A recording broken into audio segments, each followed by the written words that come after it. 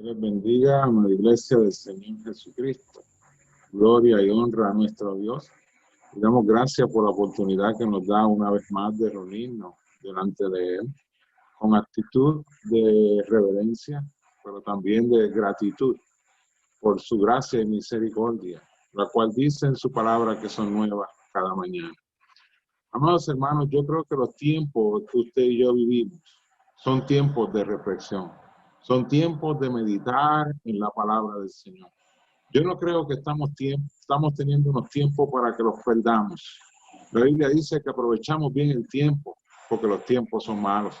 Y hemos visto las situaciones que hemos tenido que enfrentar en medio de este tiempo. Por lo cual yo creo que como iglesia es tiempo de mucha reflexión. Y reflexión es tipo de meditar en la palabra de Dios. Así que ese es el tema de este mensaje. Tiempos de reflexión. Y para ello, amada iglesia, busquemos el libro de Joel, el capítulo 2, los versos del 11 al 13, y leamos la poderosa palabra del Señor para gloria y honra de su nombre. Y dice así: y Jehová dará su orden delante de su ejército, porque grande es su campamento, fuerte es el que ejecuta su orden. Porque grande es el día de Jehová y muy terrible. ¿Quién podrá soportarlo? Verso 12. Por eso pues, ahora, dice Jehová, convertíos a mí con todo vuestro corazón, con ayuno y lloro y lamento. Verso 13. Rasgad vuestro corazón y no vuestros vestidos, y convertíos a Jehová, vuestro Dios, porque misericordioso es y clemente, tardo para la ira y grande en misericordia, y que se duele del castigo. Que Dios bendiga su palabra. Todos sabemos que el día del Señor vendrá. No sabemos la hora ni el día, pero sí sabemos que ese día va a acontecer. Jesucristo vendrá a buscar a su amada iglesia, a la novia del Cordero. Eso le incluye a usted y a mí. Veo, amada iglesia, a Dios desde el principio, desde el mismo principio de la creación. Veo a Dios mostrando su naturaleza divina, su amor, su bondad, su justicia, su cuidado, pero también su provisión para aquellos que Él creó, para toda su creación. En fin, yo veo a Dios desde el principio mostrando su carácter benevolente. Pero, ¿cómo hemos respondido? ¿Cómo ha respondido el hombre desde el principio de la creación al carácter de Dios? ¿Cuál ha sido su respuesta a la benevolencia de Dios? ¿Cómo respondió Adán y Eva? ¿Cómo hemos respondido nosotros al carácter de Dios? ¿Cómo hemos respondido nosotros a todo el bien que Dios nos ha hecho? ¿Cómo hemos apreciado lo que Dios ha hecho a favor de nosotros desde el mismo comienzo de la creación? Porque el lugar donde usted y yo vivimos, la tierra y todo lo que hay en ella, fue creado desde la creación para el bien de nosotros, para que generaciones y generaciones posterior a Adán pudieran tener un lugar donde vivir y disfrutar del mismo para la gloria del Señor. Pero ¿cómo hemos nosotros apreciado la gracia de Dios? Estas son preguntas, amada iglesia, en las cuales deberíamos reflexionar, y tómelo en serio, por favor. Porque si lo hacemos, puedo entender que Dios nos ayudaría mucho en nuestra transformación personal como creyentes. Cada uno de nosotros como cristianos hemos tenido que vivir las realidades de esta condición caída o humanidad caída. Y me explico con lo que estoy diciendo. Hemos tenido que vivir el abandono. Yo no sé cuántos de ustedes han tenido que sufrir el abandono de diferentes formas. Hemos tenido que sufrir el rechazo, el sentimiento que produce ser rechazado, o sea, el dolor que produce en el alma sentir que otros nos desprecian. Hemos tenido que sentir la burla, la crítica, o más aún, la decepción. La hemos tenido que sufrir. ¿Y qué tal la pérdida? ¿Cuántos de nosotros no hemos tenido que perder seres queridos? De una u otra manera, amado hermano, hemos sentido el dolor de estas circunstancias que les mencioné. Pero les pregunto con mucho respeto, ¿cómo estas experiencias de vida, que son naturales, porque vivimos, como le dije, rodeados de personas con una humanidad caída, o sea, imperfectas? Así que, ¿cómo estas experiencias de vida que son muy naturales nos han ayudado a usted y a mí? O en vez de ayudarnos, nos han llevado a rebelarnos, aún contra Dios, a endurecer el corazón, o a desviarnos de aquellos principios por los cuales usted y yo fuimos formados, por la decepción que pudimos haber tenido. ¿Cuántas personas por decepciones, por frustraciones, han abandonado su fe en el Señor y se han ido entonces a la perdición y a obrar bien diferente a cómo vivían en el Señor? O hemos llegado, lamentablemente, a repetir conductas de aquellos que afectaron o ofendieron nuestra dignidad, convirtiéndonos entonces también en ofensores. Tristemente, ¿cuál de estas alternativas nos podemos identificar, si alguna? ¿Hacia dónde nos ha dirigido nuestra propia realidad?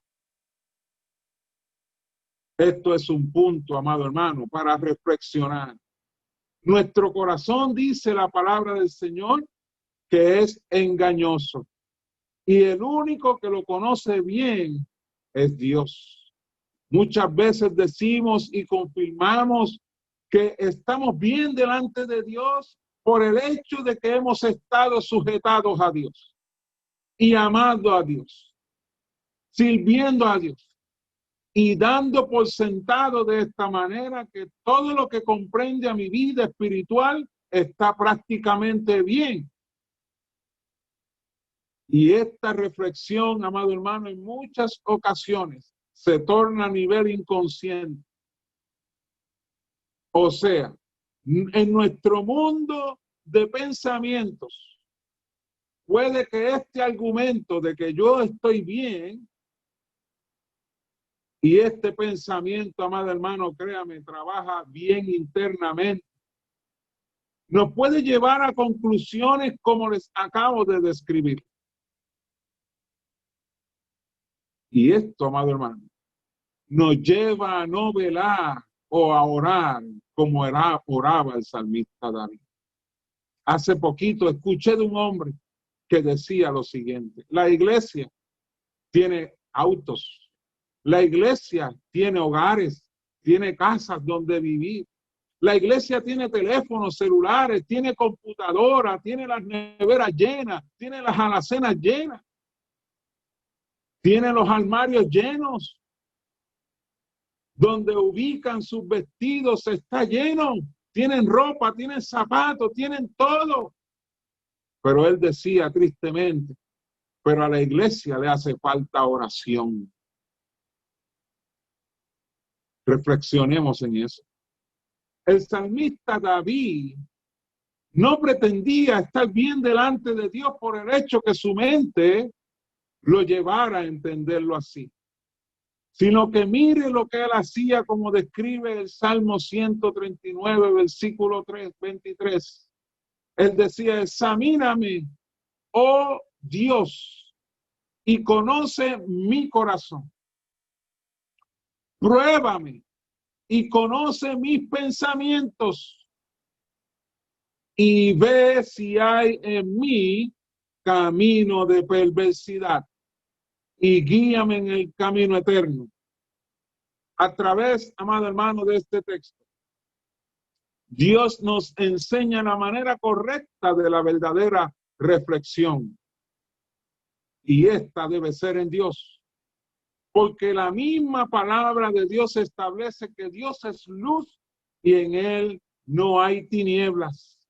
Por lo tanto, si es Dios quien revela lo que puede estar oculto en el corazón, todo quedará expuesto a nuestro entendimiento. Y de esta manera sí es posible ser verdaderamente transformados y limpios de aquello que se ha estado ocultando. Como un virus que una vez puede insertarse en el cuerpo, se esconde.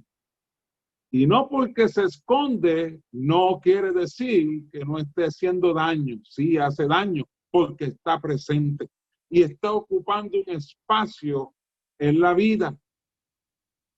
Dios, amada iglesia, está interesado en ayudarnos a ver todo lo que pueda estar oculto en el corazón. Pero por el hecho de que está oculto, como les dije, no implica que no hace daño. Sí hace daño. Por eso es necesario que le pidamos a Dios que nos lo revele, porque Él es luz y en Él no hay tiniebla, para poder ser libres, amada iglesia. El texto de Joel 2, capítulo 12 dice lo siguiente. Por eso pues ahora, dice Jehová, convertíos a mí con todo vuestro corazón. Según lo que cita este texto, surge esta pregunta. ¿Puede que nuestra conversión no haya sido de todo corazón? Es una pregunta para reflexionar. Hay personas, amado hermano, que comienzan en el Señor como sale un atleta a correr un evento de atletismo, o sea, un maratón o un evento de pista y campo. Salen fuertes, pero en el camino surgen ciertas circunstancias con esos hermanos. Porque puede que todavía no le hayan entregado todo a Dios. Hay metas o deseos carnales y esas pueden ser las mismas que comiencen entonces a desviarnos de Dios, a desviar la atención de Dios. Por lo tanto, tenemos que velar que no hayamos rendido todo al Señor. Que puede que entonces guardemos cosas en nuestro interior, las cuales tengamos como agenda poderlas realizar.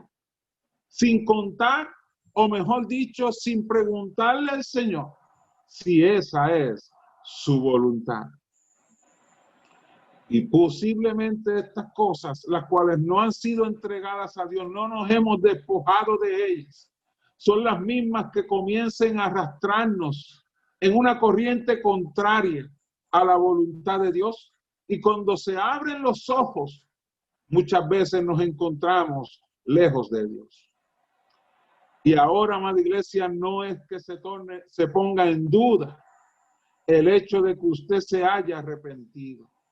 Y por consiguiente, lleve por el tiempo que fuese una búsqueda y relación con Dios. Eso no se está poniendo en duda porque eso es bien personal y eso no es un tema a juzgar.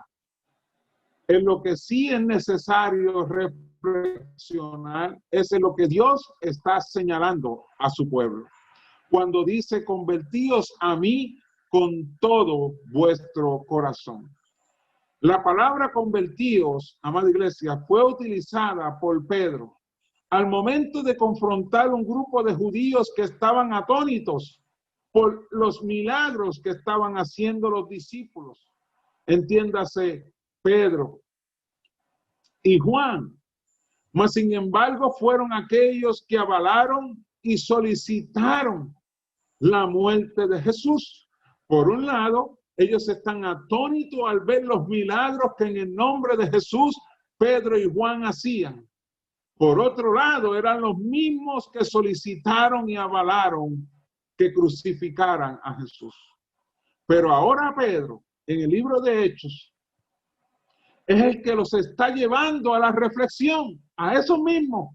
Por medio del mensaje del Evangelio, Él los está dirigiendo a reflexionar sobre sus propias vidas y sus propios actos, de manera tal que en ellos hubiera espacio para el arrepentimiento y un arrepentimiento genuino.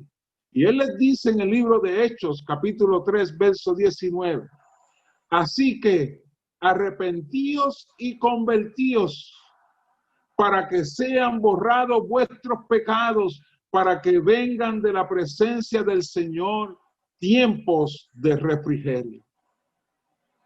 Esta palabra, amado hermano, convertidos, según el diccionario bíblico explica que es el efecto que acompaña al nuevo nacimiento. Es el efecto que acompaña al nuevo nacimiento. O sea, convertidos es volverse a Dios. Y veamos el ejemplo de este que le estoy dando, veamos el ejemplo de esto que le estoy mencionando a través del libro de Primera de Tesalonicenses, capítulo 1, verso 9. Porque ellos mismos cuentan de nosotros la manera en que nos recibisteis y cómo os convertisteis de los ídolos. ¿Están viendo? Esto era un grupo de personas que adoraban a ídolos. Pero ahora cuando recibieron a Jesucristo por medio del arrepentimiento, ellos se convirtieron de los ídolos, se apartaron de los ídolos y ahora reciben a Dios. Él dice, para servirle al Dios vivo y verdadero. ¿Y de qué el hombre se convierte, amado hermano? Según pudimos aprender en el diccionario bíblico, ¿de qué el hombre se aparta? ¿De qué el hombre entonces se abstiene? Veamos lo que dice Jonás, capítulo 3, verso 10. Y vio Dios lo que hicieron, que se convirtieron de su mal camino. Escuche bien, se convirtieron de su mal camino y se arrepintió del mal que había dicho que les haría y no lo hizo. Fíjense en que este pueblo del cual habla el libro de Jonás, llamado Nínive, era uno terrible en actos, los cuales se consideraban como actos crueles y violentos. Se dice que estas personas hacían unas cosas sumamente horribles. ¿Sabe? Ellos hacían cosas horribles delante de Dios. La palabra los consideraban que eran violentos y crueles. Eran también enemigos de Israel. Pero a Dios le plació que se les predicara su palabra, con el fin de que se arrepintieran de sus malos caminos y se tornaran al Dios vivo, al Dios bueno y verdadero, pero al Dios que los amaba. Y Dios sabía, amado hermano, cuál era su verdadero problema, el de Nínive. Dios sabía cuál era su verdadero problema y este era el pecado. Y por consiguiente, no conocían la verdad. Lo único que ellos conocían era hacer el mal. Por lo tanto, Dios, quien es grande en misericordia, se acerca a ellos con el fin de redimirlos de su maldad y le conocieran. Miren cuán grande es la misericordia de Dios. Y al conocer la verdad que Dios les compartió, vemos por la palabra que fueron libres del error que vivían. Veamos lo que dice el texto de Jonás, capítulo 3, verso 6, y vamos a leer del 6 al 8. Y llegó la noticia hasta el rey de Nínive y se despojó de su vestido. Este es el rey. Cuando escucha entonces la noticia, se despoja de su vestido y se cubrió de cilicio y se sentó sobre ceniza. El verso 7, e hizo proclamar y anunciar en Nínive por mandato del rey de sus grandes, diciendo, hombres y animales, bueyes y ovejas, no gusten cosa alguna, no se les dé alimento, ni beban agua. Verso 8. Sino cúbranse de cilicio. Y esta palabra es bien importante, amado hermano. Cúbranse de cilicio, hombres y animales, y clamen a Dios fuertemente. Y conviértanse en cada uno de su mal camino, de la rapiña que hay en sus manos. Me llama la atención, amado hermano, la actitud de este pueblo. Una vez Dios les habló y los llamó al arrepentimiento. Dice la palabra de Dios que ellos se cubrieron de cilicio.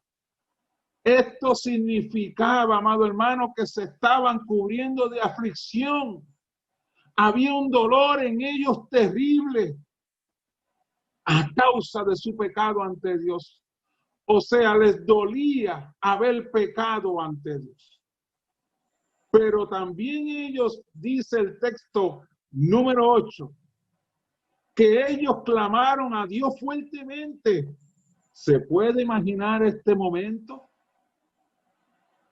Ahora Dios les está mostrando su pecado. Ahora Dios les está mostrando su maldad. Ahora sus ojos espirituales fueron abiertos y ellos comenzaron a ver su pecado, las horroridades que habían cometido delante de Dios. Ahora entonces pudieron ver los malos caminos en que ellos andaban y por consiguiente ellos clamaban fuertemente a Dios en dolor y en aflicción. Cuando la Biblia dice que se vistieron de cilicio, entienda, hermano, les dolió el pecado delante de Dios. Se afligieron por haber vivido una vida totalmente errada, una vida totalmente cruel y violenta hacia otras personas.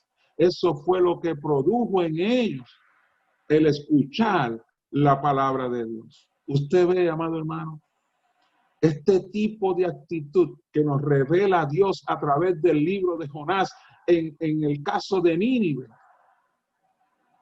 Este tipo de actitud ante Dios no es común en el cristianismo moderno de este tiempo. Hoy en día no se ve el quebranto delante de Dios a causa del pecado. Hoy en día no se ve la aflicción por haberle fallado a Dios. Es como si nada. Estos hombres, los cuales se pueden apreciar por la palabra de Dios, eran homicidas, eran violentos. Pero una vez Dios habla sus vidas y surge el verdadero arrepentimiento, rasgaron sus corazones de dolor a causa del pecado en que vivían. Y le impidieron, escuche bien, le impidieron aún hasta los animales comer comida alguna, o sea, presentaron ayuno a Dios. Se abstuvieron de todo para glorificar a Dios, porque amado hermano, es el efecto del ayuno. Romper con toda impiedad, pero también mostrarle devoción y rendimiento total a Dios. Este pueblo, a causa de su humildad, piedad, arrepentimiento y conversión, fueron librados de un terrible mal que les sobrevendría, y Dios lo dijo. Les sobrevendría un terrible mal si no se arrepentían por su propio proceder. Pero alcanzaron misericordia y se volvieron a Dios. Esto da gloria a Dios. ¿Sabe por qué? Porque cuando aquellas naciones vecinas comenzaron a ver a Nínive transformado por Dios, viviendo al presente de esta historia bíblica, estaban viendo lo que solo Dios puede hacer en un individuo, cualquiera que fuera. Dios puede transformar la vida de cualquier individuo, no importa en qué situación se encuentra. Dios lo puede transformar. Dios puede transformar la situación de cualquier familia, cualquiera que fuese. Dios puede transformar a cualquier organización. Dios puede transformar cualquier grupo de jóvenes que se encuentren luchando con el pecado. Dios lo puede transformar. Dios puede transformar hasta una nación entera si ésta se rinde a Él.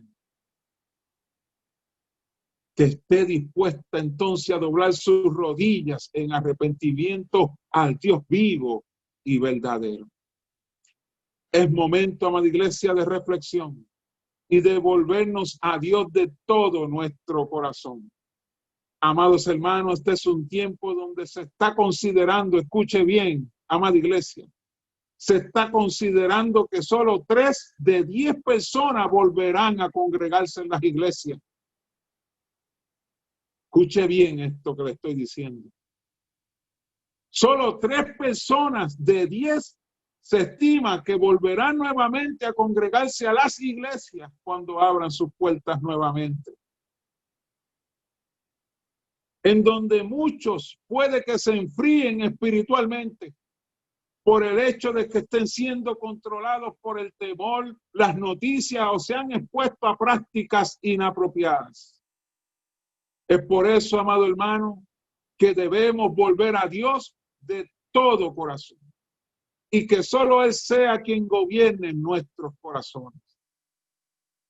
Marcos 10:52 dice, y Jesús le dijo, vete, tu fe te ha salvado. Y enseguida recobró la vista, como recobró la vista Nínive, como recobró la vista todos los hombres que se han vuelto a Dios de su pecado. Y dice, enseguida recobró la vista y seguía a Jesús en el camino. Dios, amada iglesia, nos ha dado vista. Y ahora vemos lo ciego que estábamos al vivir sin Él. Ahora lo vemos. Eso es suficiente para reconocer la miseria en que vivíamos y no regresar a ella nunca más. Y sí seguir el amor con que fuimos amados. Y sí seguir el amor con que fuimos perdonados. Y sí seguir la verdad que nos hizo libres. Y la paz que nos ha guardado en medio de conflictos terribles o pruebas que hayamos atravesado. Es tiempo, amada iglesia, de seguir nuestro llamado, de seguir a Jesucristo. Dios me los bendiga, amado hermano, y espero que este mensaje les haya bendecido y edificado en el amor del Señor. Oremos juntos. Padre bueno y Padre celestial, delante de tu presencia estamos. Hemos escuchado tu palabra con temor y temblor. Yo te ruego, Señor, que tu Espíritu Santo continúe, Señor, elaborando el mensaje de tu palabra en cada corazón que ha estado expuesto a ella. Y si hay alguno, Señor, que todavía no se ha convertido, Señor, a ti, o sea, no se ha apartado de sus malos caminos, yo te ruego que este mensaje les haya bendecido y pueda producir arrepentimiento en el corazón. Y podamos entonces, Señor, rendirnos a ti por completo, Señor, y hacer tu perfecta y agradable y buena voluntad. Por Cristo Jesús hemos orado, dándote gracias. Amén, amén, amén. Dios me los bendiga, más.